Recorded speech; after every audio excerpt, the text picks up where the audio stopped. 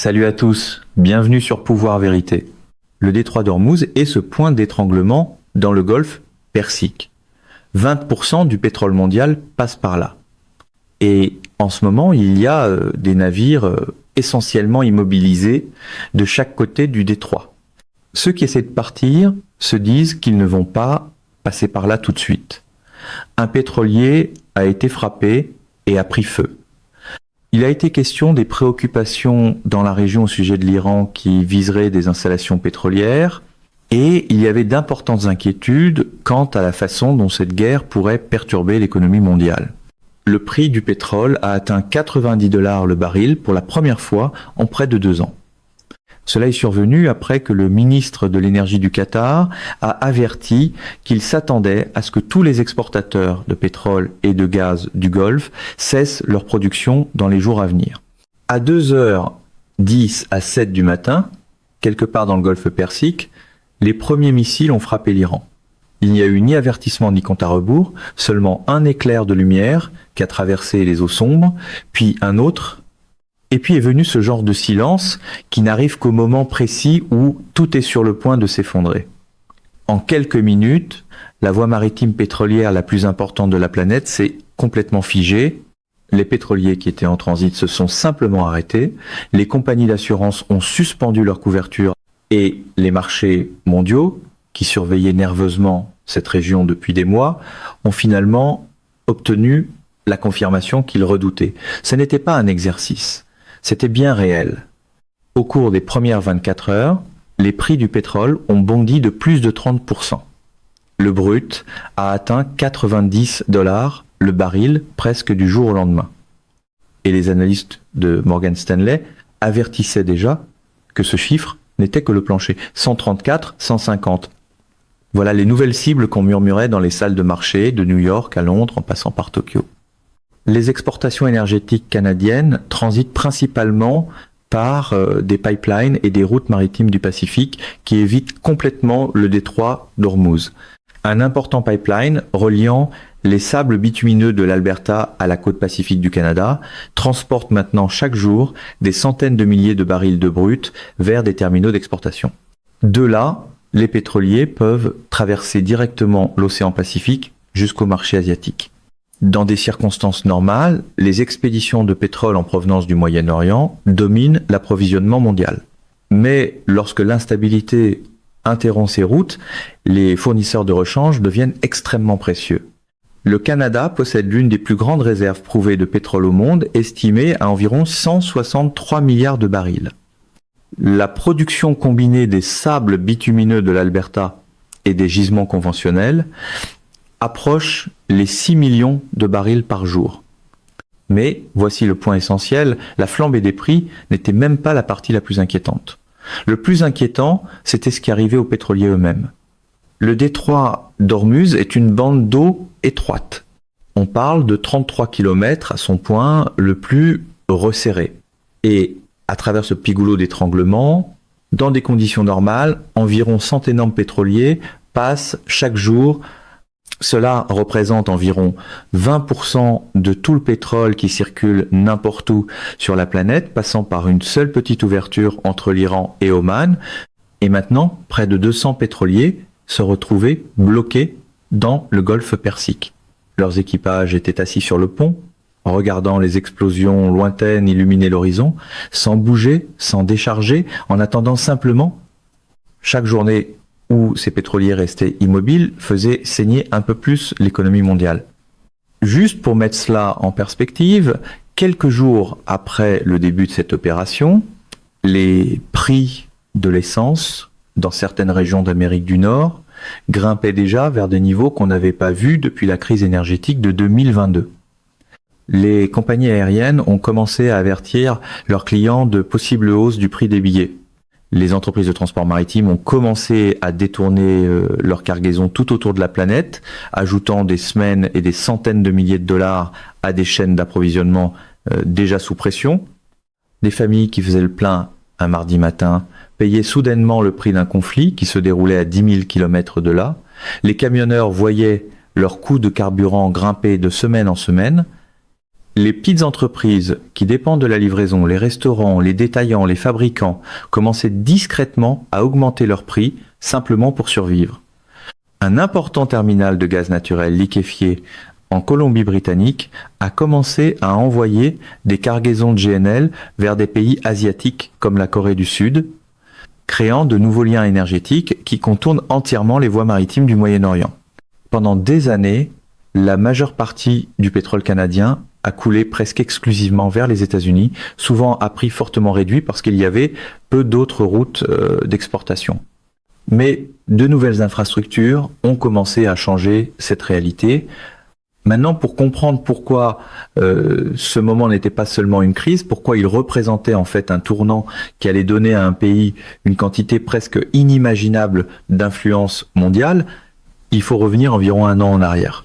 Parce que ce qui s'est produit dans le Golfe Persique au début de 2026 n'est pas arrivé dans le vide. Cela est tombé au milieu d'une guerre économique qui déchirait déjà la relation commerciale la plus étroite de l'histoire du monde moderne. Le 1er février 2025, le président Donald Trump signe des décrets déclarant une urgence nationale. Il utilise ce qu'on appelle l'International Emergency Economic Powers Act, ou IEPA, et avec cela, il impose un tarif de 25% sur la plupart des produits canadiens et un tarif de 10% spécifiquement sur l'énergie canadienne. La raison officielle était le fentanyl et la migration illégale. Le résultat réel a été le plus grand choc commercial que le Canada ait connu en près d'un siècle. La Banque royale du Canada n'a pas mâché ses mots. Elle a comparé directement cette mesure aux tarifs smooth au lait des années 1930, ces tarifs que la plupart des historiens de l'économie considèrent comme ayant aggravé et prolongé la Grande Dépression. C'est de ce niveau de perturbation qu'il s'agit. Quelle idée de génie! Franchement, punir son voisin le plus proche, comme si l'économie était une émission de télé-réalité. Le Canada a riposté rapidement. En quelques jours, le Premier ministre de l'époque, Justin Trudeau, a annoncé des contre-tarifs sur 155 milliards de dollars de produits américains. Et comme ça, les deux pays qui avaient été les plus grands partenaires commerciaux l'un de l'autre pendant des décennies se retrouvaient maintenant dans une impasse économique à grande échelle. Voici ce qui rendait cela particulièrement brutal. Les économies américaines et canadiennes ne sont pas simplement des partenaires commerciaux. Elles sont profondément, structurellement fusionnées. Le Canada achète davantage aux entreprises américaines que le Royaume-Uni, la France, la Chine et le Japon réunis, pas collectivement réunis. Les pièces automobiles traversent la frontière plusieurs fois avant qu'une seule voiture ne sorte de l'usine. L'acier, l'aluminium, l'agriculture, les produits pharmaceutiques. Les chaînes d'approvisionnement ne se contentent pas de relier les deux pays, elles passent les unes dans les autres. On ne peut pas défaire cela du jour au lendemain. En réalité, on ne peut pas le défaire du tout sans que quelqu'un en souffre gravement. En mars 2025, l'indice S&P 500 avait déjà perdu 4 000 milliards de dollars de valeur, non pas sur un an mais en quelques semaines. Parce que le marché comprenait quelque chose que le discours politique essayait d'obscurcir. Il n'y a pas de gagnant dans une guerre commerciale contre son plus grand partenaire commercial. On ne les punit pas. On se punit soi-même en même temps. Et la façon dont ces tarifs étaient imposés rendait les choses encore pires. Ils étaient annoncés sur les réseaux sociaux, annulés quelques jours plus tard, puis réimposés une semaine après. The Economist a décrit cela comme une élaboration des politiques fantaisistes et arbitraires. Et c'est en fait une façon polie de le dire. Quand les entreprises ne peuvent pas prévoir quelles seront les règles demain, elles cessent d'investir aujourd'hui. Et quand l'investissement s'arrête, la croissance s'arrête aussi. Et à ce moment-là, ce n'est plus seulement un différend commercial. C'est un signal de récession. À force de gouverner sur un coup de tête, on finit par transformer la politique économique en machine à surprise, et rarement les bonnes. Maintenant, c'est ici que les choses deviennent vraiment intéressantes. Parce que pendant que tout ce chaos se déployait du côté américain, le Canada traversait discrètement une transformation politique que la plupart des observateurs internationaux ont à peine remarqué à l'époque. Mais cela allait finir par remodeler toute la dynamique. Mark Carney, il faut connaître ce nom si ce n'est pas déjà le cas, ancien gouverneur de la Banque du Canada, ancien gouverneur de la Banque d'Angleterre, l'un des esprits économiques les plus respectés des 2 dernières décennies. En mars 2025, Carney remporte la direction du Parti libéral et devient Premier ministre. Et il arrive avec une énergie très différente de celle de son prédécesseur. Lors de l'un de ses premiers grands discours à Ottawa, Carney a dit quelque chose qui paraissait presque choquant de la part d'un dirigeant canadien. Il a regardé les caméras et a déclaré clairement que le système du commerce mondial, ancré sur les États-Unis, est terminé. Que l'ancienne relation d'intégration toujours plus profonde avec les États-Unis est terminée. Pas tendue, pas troublée, terminée. Ce n'est pas un langage diplomatique. C'est une déclaration et le monde l'a remarqué. Carney a immédiatement commencé à réorienter le pays en approfondissant les discussions commerciales avec l'Union européenne, en renforçant les liens avec les partenaires de l'Indo-Pacifique. Il y a même eu de sérieuses discussions sur le remplacement des chasseurs F-35 fabriqués aux États-Unis que le Canada avait prévu d'acheter par des solutions de rechange européennes. Chacun de ces gestes envoyait le même message. Le Canada avait cessé d'organiser tout son avenir économique autour de la bonne volonté américaine. Et puis, le Golfe Persique a explosé. Et soudainement, le virage canadien n'était plus seulement une décision politique intelligente, c'était un levier bien au-delà de tout ce que quiconque avait imaginé. Voici le moment de cette histoire où tout devient limpide. Pendant que le monde paniquait à propos du Golfe Persique, cherchait fébrilement d'autres sources de pétrole, observait le détroit d'Ormuz devenir une voie maritime fantôme, un pays s'est discrètement retrouvé avec quelque chose que presque aucun autre État sur Terre ne pouvait offrir. Pas l'Arabie Saoudite, dont la propre position régionale était compromise. Pas la Russie, qui subissait des sanctions internationales depuis des années. Pas les États-Unis, qui importent plus de pétrole que la plupart des gens ne le réalisent. Le Canada, assis sur environ 163 milliards de barils de réserves prouvées de pétrole, les 3e plus importantes au monde. Et maintenant, surtout, avec une route directe pour acheminer ce pétrole vers les marchés qui en avaient le plus besoin. Pendant des décennies, le Canada était essentiellement coincé. Tout ce pétrole en Alberta, et presque tout ne pouvait aller que dans une seule direction, vers le sud, vers le marché américain. Et parce que les Américains le savaient, le pétrole canadien se vendait à rabais, parfois à fort rabais. Il n'y avait pas de concurrence, pas d'acheteurs de rechange, pas de levier. Le Canada était le fournisseur qui n'avait qu'un seul client, et ce client le savait. Cela a changé avec l'agrandissement du pipeline Trans Mountain. Cet immense projet d'infrastructure, préparé pendant des années, controversé, coûteux et profondément important, a prolongé le pipeline existant depuis l'Alberta jusqu'à la côte pacifique de la Colombie-Britannique. Et à partir de là, le pétrole canadien pouvait être chargé sur des pétroliers et envoyé n'importe où dans le monde, en Asie, en Europe, en Amérique du Sud, partout où la demande était la plus forte, partout où l'argent était le meilleur. En avril 2026, et c'est un chiffre qui mérite qu'on s'y arrête, le Canada a exporté plus de brut maritime vers la Chine que vers les États-Unis pour la première fois de son histoire. Laissez cela retomber un instant. Le pays que les États-Unis avaient toujours présumé être leur fournisseur énergétique captif venait de réaliser son premier grand pivot en plus d'un siècle. Disons que le voisin tranquille a soudainement découvert qu'il n'était pas obligé de demander la permission à Washington pour respirer, et la Chine n'était pas la seule à observer. L'Inde, qui essayait désespérément de diversifier ses importations d'énergie pour s'éloigner des sources volatiles du Moyen-Orient, s'intéressait soudainement de très près à l'approvisionnement canadien. Le Japon, nation insulaire ayant pratiquement aucune production énergétique intérieure, profondément exposé aux perturbations du Golfe Persique, considérait maintenant le pétrole canadien comme ce qu'il appelait un refuge stratégique, non pas une simple marchandise, mais un actif géopolitique. Maintenant, parlons de ce que tout cela signifie pour les taux d'intérêt, parce que c'est là que l'histoire devient vraiment compliquée, d'une manière que peu de médias expliquent clairement. Avant la crise du Golfe Persique, on s'attendait à ce que la Banque du Canada réduise ses taux d'intérêt à 2 reprises en 2026. L'économie subissait la pression de la guerre commerciale, la croissance ralentissait. On s'attendait à ce que la Banque centrale assouplisse sa politique monétaire pour soutenir l'activité. Tout cela a été jeté par la fenêtre. L'économiste de Bank of America, Carlos Capistran, qui suit de près la politique monétaire canadienne, a récemment revu de fond en comble l'ensemble de ses prévisions.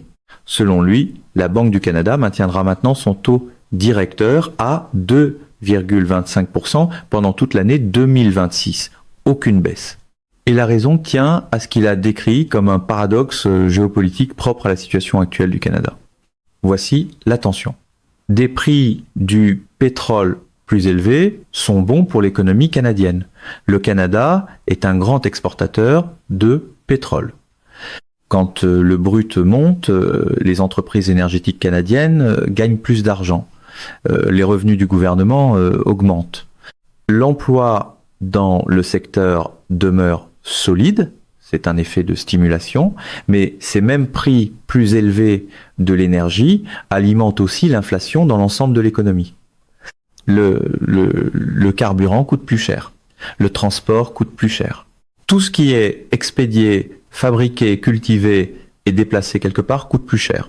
Et l'inflation signifie qu'une banque centrale ne peut pas réduire les taux sans risquer de laisser cette inflation s'emballer.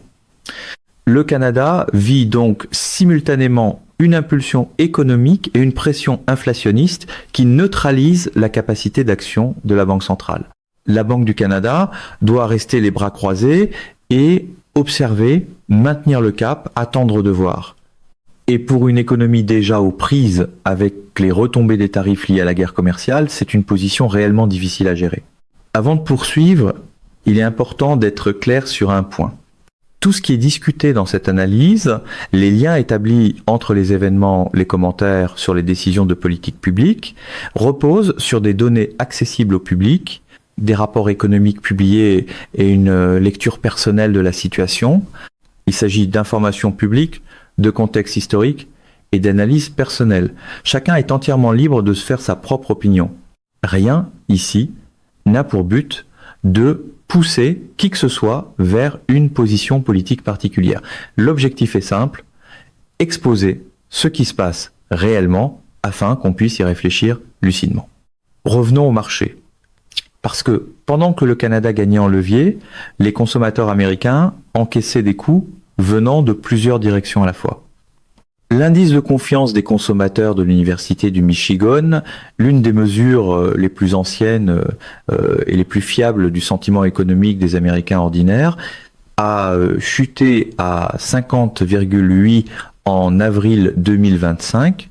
Pour mettre cela en contexte, c'est la deuxième plus faible lecture depuis le début du suivi, en 1952. La seule période où l'indice a été plus bas remonte au pire de la crise financière de 2008 et des fermetures liées à la Covid. Selon cette mesure, les consommateurs américains étaient presque aussi pessimistes qu'ils ne l'avaient jamais été de mémoire récente. Le marché boursier en a été le reflet. L'indice S&P 500 est entré dans ce qu'on définit techniquement comme une correction, soit une baisse de 10% par rapport à son sommet, en seulement 6 jours pendant le mois de mars 2025. Pas 6 semaines, 6 jours. C'est l'une des corrections les plus rapides de l'histoire récente, provoquée presque entièrement par l'incertitude entourant les tarifs. Et voici quelque chose dont on ne parle pas assez. Le dollar américain affaiblit.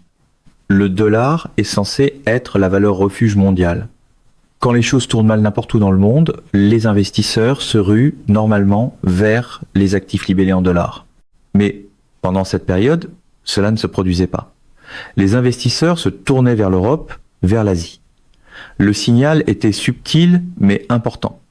La confiance mondiale envers la stabilité économique américaine se fissurait. Finalement, la Cour suprême des États-Unis a invalidé de larges pans des tarifs d'urgence, jugeant qu'ils n'avaient pas de lien suffisamment direct avec l'urgence liée au fentanyl qui avait été invoquée pour les justifier. Mais voilà le problème avec la confiance brisée dans les relations économiques. Elle ne revient pas simplement parce qu'un tribunal le dit. L'incertitude avait déjà fait ses dégâts. Des investissements avaient été retardés ou redirigés. Des chaînes d'approvisionnement avaient été repensées. D'autres relations commerciales avaient été explorées. On peut renverser une politique. On ne peut pas annuler les décisions que les entreprises ont prises en réaction à cette politique pendant qu'elles essayaient d'y survivre. Et le Canada avait déjà bougé, le virage était déjà amorcé.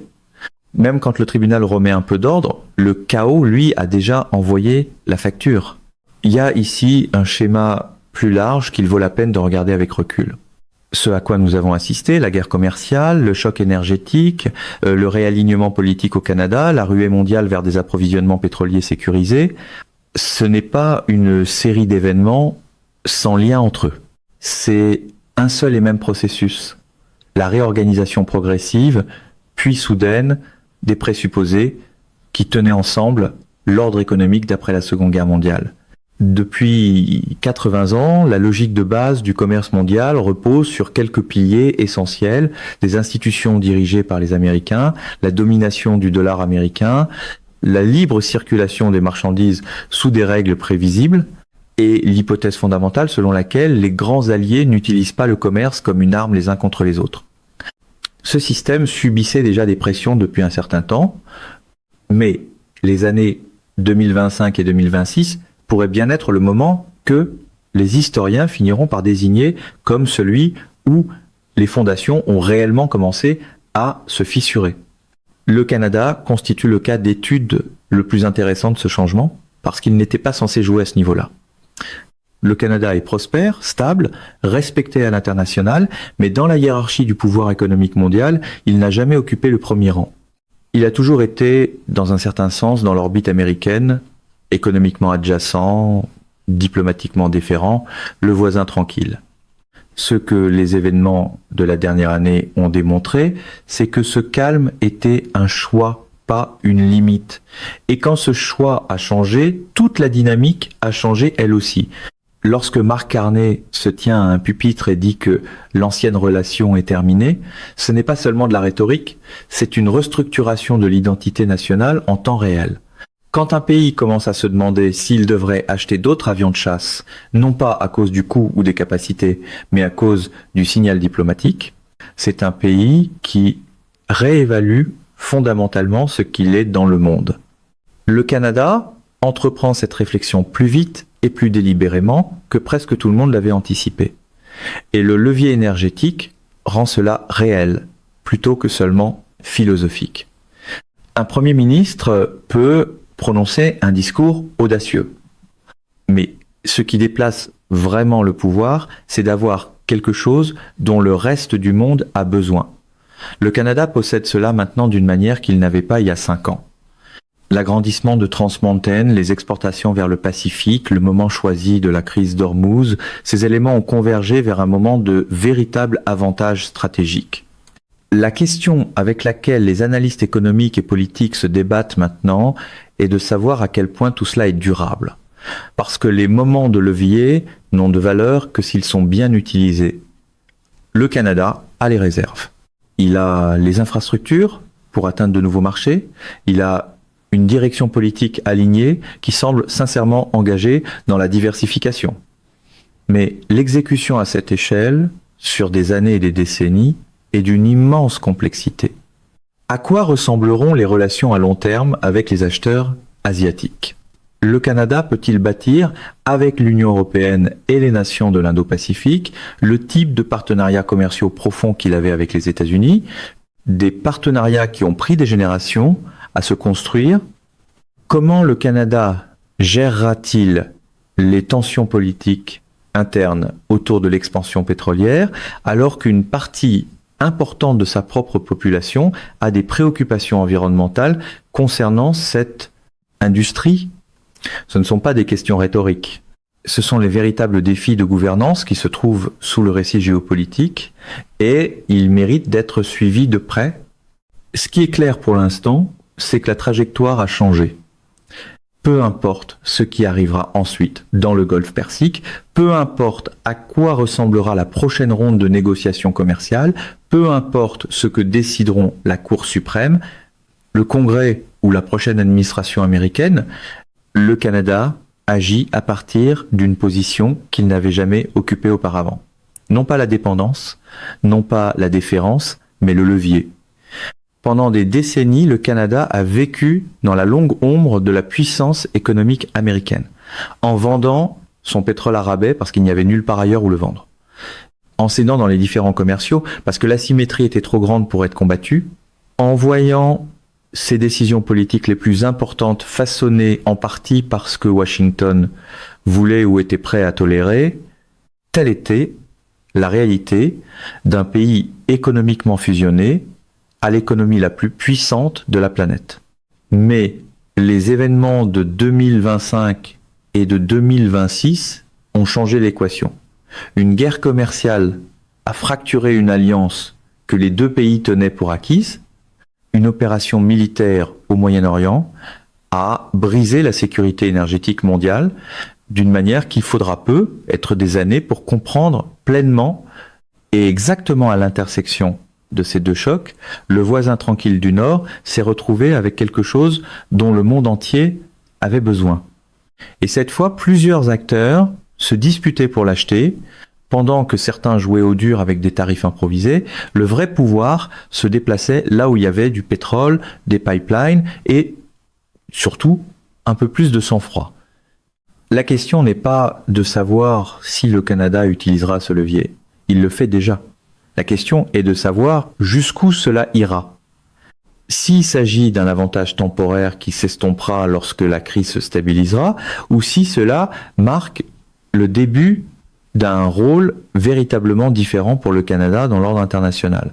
Si les pipelines vers le Pacifique constituent la première étape d'une réorientation à long terme, ou si l'ancienne gravité finira par ramener la relation vers Washington. L'histoire laisse croire que ces pivots sont difficiles à inverser une fois qu'ils sont amorcés.